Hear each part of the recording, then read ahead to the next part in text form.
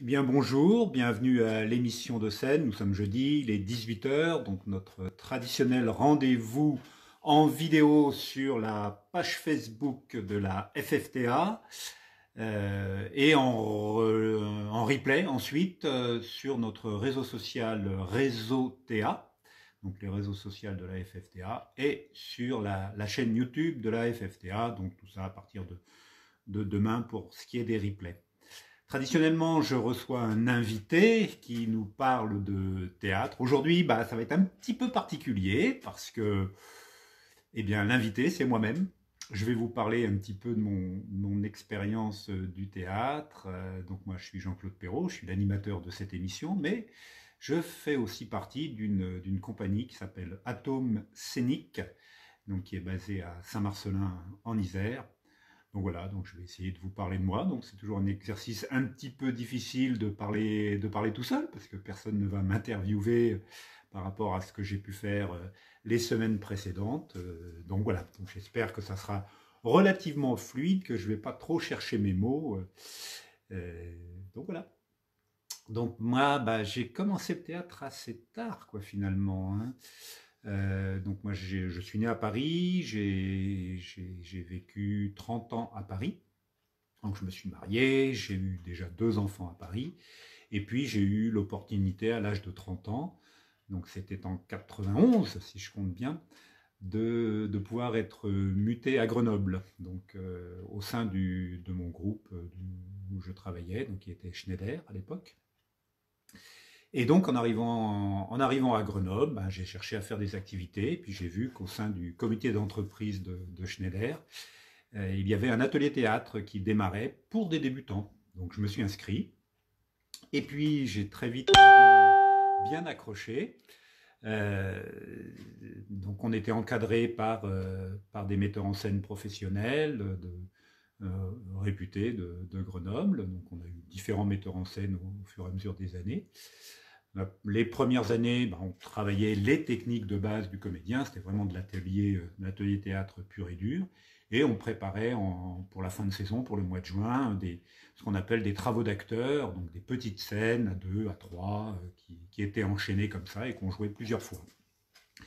Et puis les années suivantes, toujours au sein du CE de Schneider, on a monté cette fois-ci, entre guillemets, des vraies pièces, c'est-à-dire avec, on était une dizaine dans le projet à chaque fois. Et là, c'était une pièce d'auteur en général, avec un début, un milieu et une fin, et non pas des scénettes qui s'enchaînaient. Donc ça, on l'a fait plusieurs années également, et on a eu la possibilité, donc moi j'ai eu la possibilité de jouer dans un grand théâtre de Grenoble, donc 3 soirs de suite, pareil, en juin. Donc c'était une belle expérience, donc toujours encadré par des pros, avec des techniciens pros aux éclairages, aux costumes, à tout ce qui est décor. Donc c'est vrai que c'était assez agréable. Et puis au bout de 5 ans de cette belle aventure, avec le CE de Schneider, donc la compagnie s'appelait Voltface, donc le petit clin d'œil par rapport au, au métier de Schneider qui est l'électricité. Donc au bout de 5 ans, on était quelques-uns de cet ancien atelier à vouloir voler de notre propre aile, et donc on a créé une association à Saint-Égrève où j'habitais. Donc je suis devenu le président de cette association qui s'appelait Avance Théâtre. Donc la Vence étant la petite rivière qui coule à Saint-Égrève et qui se jette dans la rivière Isère. Donc Saint-Égrève est à 8 km de Grenoble. Donc là, j'ai créé cette association. Nous avons monté un premier spectacle qui était Un air de famille de Jean-Pierre Bacry et Agnès Jaoui. Donc ça a été une bonne expérience aussi de mise en scène et puis de gestion d'une association, quoi. Un monde que je connaissais pas du tout, pas du tout, pas du tout. Et puis parallèlement à cette pièce et à ce groupe, cette troupe, donc on était 6 dans la troupe. Donc là, Dominique, mon épouse, nous avait rejoint pour ce projet-là. Donc elle a attaqué le théâtre donc en 96. Donc parallèlement à cette troupe, j'ai lancé un atelier théâtre adulte, donc pour pouvoir former à mon tour, après moi avoir été formé, de pouvoir former des débutants, des adultes qui avaient envie de faire du théâtre à Saint-Égrève avec nous. Et ça a constitué au fur et à mesure des ans un vivier pour alimenter la troupe. parce qu'il y a eu des départs pour diverses raisons, principalement professionnelles, et puis des nouvelles arrivées dans la troupe. Donc la troupe s'est renouvelée comme ça au fur et à mesure des ans. Et on a monté des pièces de différents auteurs, quoi, finalement, puisqu'on partait de Jean-Pierre Bacry et Agnès Jaoui, et puis 2 ans après, on montait Sartre, on montrait Huis clos, pardon, de Jean-Paul Sartre, donc c'était un grand écart, quoi. On a monté du Tchekhov, on a monté du Ionesco, donc la cantatrice chauve d'Eugène Ionesco, donc on a joué pas mal de fois un petit peu partout en France et dans des festivals.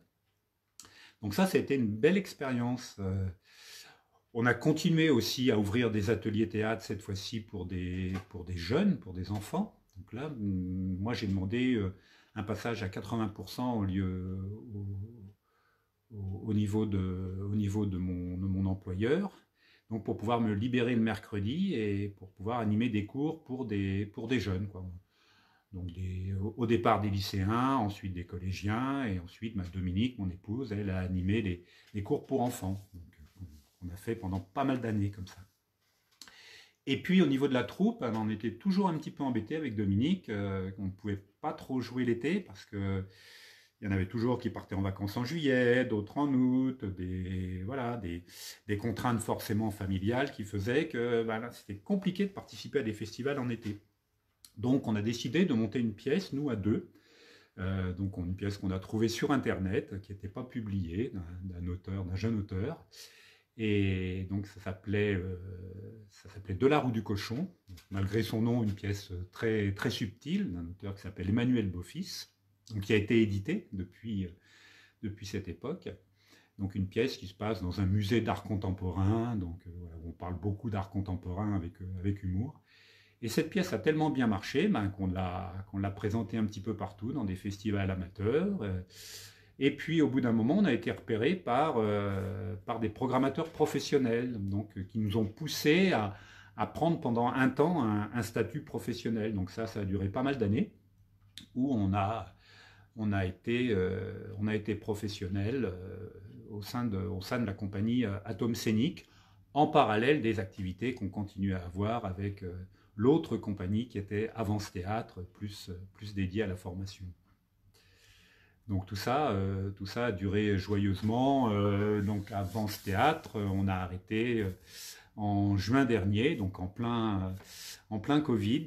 Donc on a passé la main pour cette association-là, et donc on a depuis 10 ans développé notre association Atome Scénique, et nous sommes maintenant à Saint-Marcellin. Donc on a déménagé de Saint-Égrève pour venir à Saint-Marcellin, toujours en Isère, donc à mi-chemin entre Grenoble et Valence, pour créer un petit théâtre, parce que on voulait avoir un lieu à nous, on puisse être libre de faire ce qu'on voulait, au moment où on voulait, de répéter un petit peu sans avoir de problème d'heure, de réservation de salle, pour jouer pareil, accueillir des troupes extérieures. Donc on a créé vraiment un vrai théâtre officiel, donc de 50 places,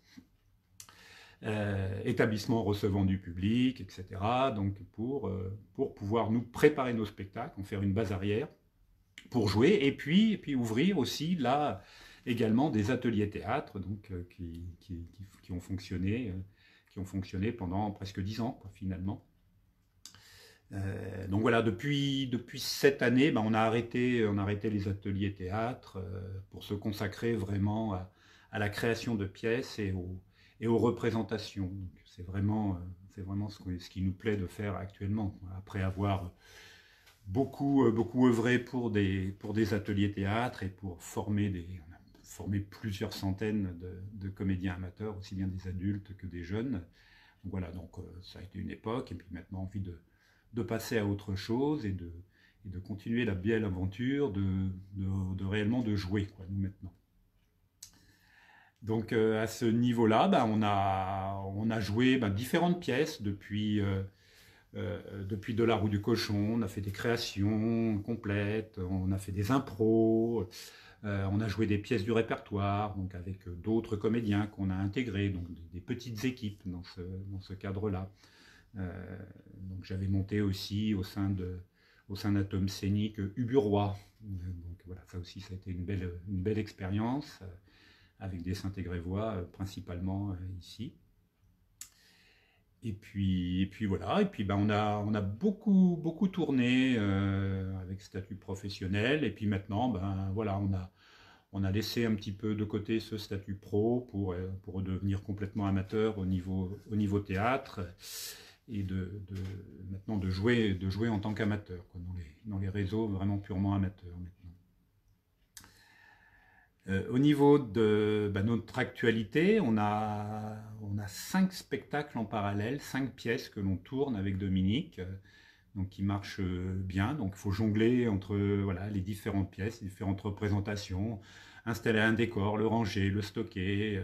Voilà, donc on a un petit peu de place au Mélilo Théâtre pour stocker nos décors, donc ça c'est aussi appréciable d'avoir un lieu comme ça. Donc les 5 pièces, pas forcément dans l'ordre de création, mais alors nous on joue beaucoup pour du public familial et même du jeune public, alors pas du très jeune public, donc on a quelques pièces qui sont accessibles à partir de 5 ans, donc il y a des pièces qu'on a créées au départ pour un public d'école primaire, quoi, de scolaire, école primaire, donc entre 5 et 11 ans on va dire.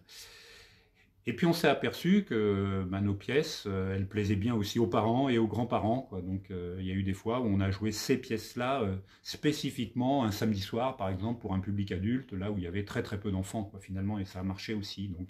Donc l'idée maintenant, c'est vraiment de créer quand on fait du jeune public, que ça soit vraiment accessible aussi aux plus âgés et qu'ils y trouvent aussi leur compte, aussi bien des ados que des adultes, quoi, aussi. Apprécient ces spectacles-là et pas uniquement les enfants de 5-6 ans, quoi. C'est un peu l'idée, quoi. Donc on a monté plusieurs spectacles comme ça. Donc on a joué, on a écrit et joué Qu'est-ce qu'on mange. Donc là c'est l'histoire des repas à travers les âges, comment a évolué la façon de se nourrir depuis les hommes préhistoriques jusqu'au temps moderne finalement. Donc ça c'est une pièce drôle et puis aussi très, très pédagogique sur la façon de se nourrir aux différentes époques, sur les différentes inventions qu'il y a pu y avoir en matière d'alimentation, conserves, etc. Donc ça c'est une pièce qu'on joue beaucoup et on la joue pas mal dans les écoles aussi, cette pièce-là. Autre pièce qu'on joue aussi beaucoup, et même encore plus, je crois que c'est la pièce qu'on joue le plus actuellement, qui s'appelle Destination La Fontaine.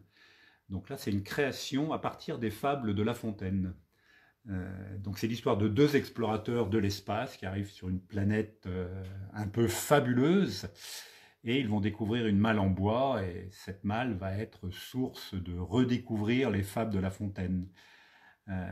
Donc on joue des fables, quoi, finalement, par cet intermédiaire-là. On fait découvrir des fables, alors des connus, des très connus, et puis des un petit peu moins connus. Donc voilà, ça c'est aussi une pièce qui fonctionne bien dans les écoles également, et puis pour tous les publics, parce que tout le monde s'y retrouve au niveau des fables de La Fontaine. Autre pièce destinée à un public familial, jeune public, peut-être un petit peu plus pour le jeune public, peut-être, quoique, c'est le tri de Nini. Donc ça, c'est une pièce qui a été écrite par Dominique et qui est sur le thème du tri sélectif. Donc là, c'est l'histoire d'un grand-père, moi en l'occurrence, qui doit accueillir ses petits-enfants, et il faut que la salle de jeu soit rangée. Donc il fait appel à une dame qui vient pour nettoyer cette salle de jeu et puis pour tout ranger, et qui va nous emmener dans son univers de tri sélectif finalement. Un chewing-gum, dans quelle poubelle on le met, une crotte de nez, dans quelle poubelle on le met, une pomme, etc., quoi. Donc ça c'est très pédagogique aussi sur le tri sélectif, et on a souvent été demandé par des communes justement pour parler de tri. C'est des sujets dans les communes, dans les petites villes, dans les communautés de communes qui sont bien d'actualité, quoi, mais dans les écoles également aussi. Après, nous avons une autre pièce donc, qui est un peu plus récente, celle-là, qu'on a créée il y a... ça va bientôt faire 1 an. Donc ça, c'était l'idée de pouvoir jouer un petit peu partout l'été, dans les campings, un peu dans des endroits improbables pour des touristes. On s'est rendu compte que les touristes, surtout dans les campings, finalement, alors cette année c'était un petit peu particulier, mais les années précédentes, il y avait beaucoup d'étrangers dans les campings, des Hollandais, beaucoup, des Allemands, des Anglais, des Belges, et on se disait, ça serait bien si on faisait un spectacle compréhensible par des non-francophones finalement. Donc j'ai écrit une pièce qui s'appelle Bruno, maître nageur, qui se passe sur une plage, et donc c'est l'histoire de deux maîtres nageurs remplaçants, farfelus, complètement débutants. Donc c'est très très clownesque, très gestuel, avec beaucoup d'onomatopées, peu de mots finalement. Et à chaque fois qu'on va dire quelque chose, on va le dire en français et en anglais, donc amené de manière naturelle dans la pièce, bien sûr. Donc ça, c'est une pièce qui commence sa carrière, on va dire, hein, qu'on a peu joué cet été à cause de la pandémie, mais qu'on espère bien pouvoir continuer à jouer. Alors on peut la jouer dans des salles aussi, donc on l'a joué il n'y a pas très très longtemps au Ménil au théâtre, cette pièce, donc elle fonctionne bien en salle aussi. Mais l'idée c'est quand même de la jouer en extérieur, d'avoir toute cette magie du plein air, quoi. Et puis la dernière pièce pour l'instant qui est à l'affiche et qu'on joue, donc la 5e pièce, c'est Bacchus. Alors Bacchus, pièce plus à texte, plus pour adultes, parce que c'est une pièce sur le vin. Donc on fait beaucoup l'apologie du vin, on parle de l'aspect culturel du vin, donc on va aborder des textes sur le vin, des poèmes, des scènes à deux où on parle beaucoup de vin, donc des scènes très très drôles aussi. Et puis on va faire chanter les gens, donc on va leur distribuer les paroles de chansons à boire, et puis on va les faire chanter avec nous des chansons. Donc c'est aussi très interactif, très, très sympa avec le public. Donc cette pièce-là, nous allons la jouer le dimanche prochain, donc le 18, si je ne me trompe pas, 19, vous regardez sur l'agenda. Donc dimanche qui vient, donc à 17h au Ménil au théâtre. Donc voilà, c'est notre prochaine représentation de Bacchus qu'on joue aussi beaucoup. Alors c'est une pièce qu'on joue aussi à domicile chez les gens. Donc, alors, en ce moment un peu compliqué également, mais dès que la situation sanitaire s'améliorera, on pourra à nouveau aller jouer chez les gens pour un anniversaire, pour une fête entre amis, pour une fête dans la famille. Donc c'est une pièce qu'on joue beaucoup aussi à domicile, celle-ci.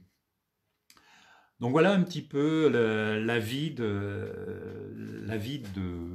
notre association, comment j'ai pu démarrer tout ça. Et puis voilà, moi je me considère un peu comme un artisan du théâtre, parce que voilà, on fait tout nous-mêmes avec Dominique, depuis l'écriture jusqu'aux représentations, en passant par les répétitions.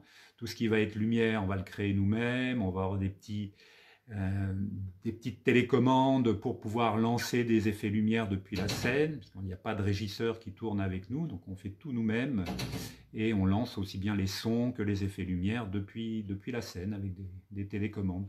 Donc ça, c'est un aspect intéressant aussi que moi j'aime bien, de par mon premier métier qui est l'informatique. Voilà, c'est des choses auxquelles je suis assez sensible, de pouvoir toucher à tous ces aspects techniques du théâtre.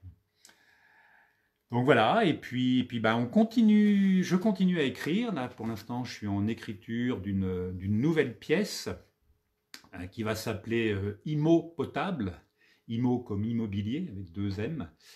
Donc là, ça va être l'histoire d'un agent immobilier et puis d'une éventuelle acheteuse, voilà, d'une dame qui cherche un appartement. Voilà. Donc et puis, lors de la visite, elle va vouloir repartir de l'appartement, et puis l'appartement, la porte est complètement bloquée parce que c'est un appartement pas forcément en très très bon état, donc ils n'arrivent plus à sortir, les téléphones ne portent pas, donc ils vont rester tous les deux là enfermés, et puis voilà, qu'est-ce qui va se passer, voilà, ça va être à découvrir. Je ne sais pas encore tout ce qui va se passer dans cet appartement, mais l'idée c'est de faire une comédie et puis de parler un petit peu de ce monde des agents immobiliers qu'on a côtoyé un petit peu, les visites de maisons, donc choses qu'on découvre un petit peu puisque on a mis en vente notre théâtre, et puis dès qu'on aura une bonne occasion, on le cédera volontiers à des artistes qui ont envie de reprendre le flambeau, quoi. Donc on fait visiter, donc il y a des expériences diverses et variées avec les éventuels acquéreurs, quoi. Donc j'ai aussi puisé dans cette expérience-là pour parler dans Imo Potable, quoi. Donc ça, voilà, c'est une pièce qui devrait être qu'on devrait pouvoir monter, mettre à l'affiche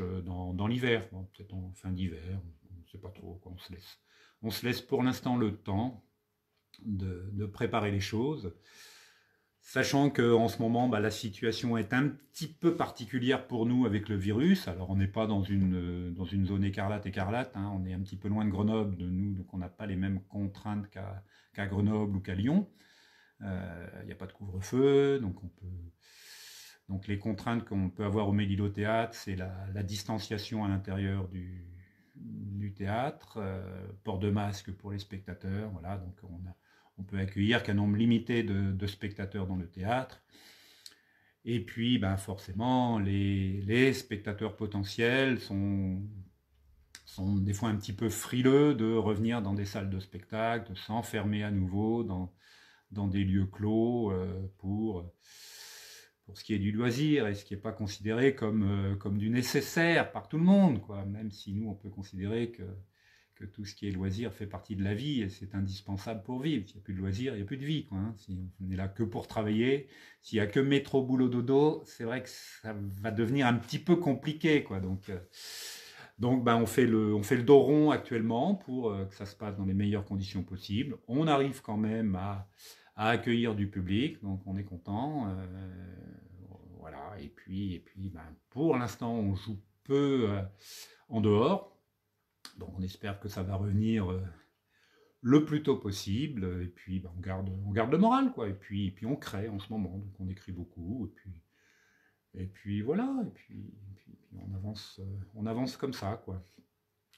Donc voilà, donc j'espère que j'aurai pas été trop long à vous parler de moi, puisque le but de cette émission n'est pas de parler que de moi. Donc aujourd'hui, voilà, les plannings des uns et des autres faisaient qu'il y avait un trou dans l'agenda, et donc bon, c'était la bonne occasion aussi de pouvoir me présenter, de parler de ma compagnie Atome Scénique. Donc voilà, donc la semaine prochaine, vous aurez droit à un nouvel invité, et puis voilà, puis on va continuer comme ça, on verra. On aura certainement des émissions un petit peu spéciales, où on pourra peut-être faire un genre de forum, d'avoir plusieurs invités en parallèle, faire le style visioconférence. Donc voilà, on y réfléchit pour voir comment on peut apporter aussi des informations en vidéo par cette émission de scène, et pas simplement des présentations de comédiens ou de metteurs en scène, mais d'élargir aussi par des reportages peut-être, aller sur le terrain pour voir des représentations, filmer des petits extraits, des ressentis, voilà. Aller interviewer vraiment des gens. Et donc là, ça ne sera pas forcément du direct, hein, ça pourrait être aussi des émissions enregistrées. Donc voilà, on va essayer de voir tout ce qu'on peut faire. N'hésitez pas à me contacter, hein, sur la page Facebook, ou bien à l'adresse de la FFTA, ffta@cdutheatre.fr. Donc si vous avez envie de parler de votre expérience théâtrale, ce sera avec plaisir que je vous accueillerai dans les prochaines semaines. Eh bien, merci à tous, et puis ben, portez-vous bien, et puis vive le théâtre!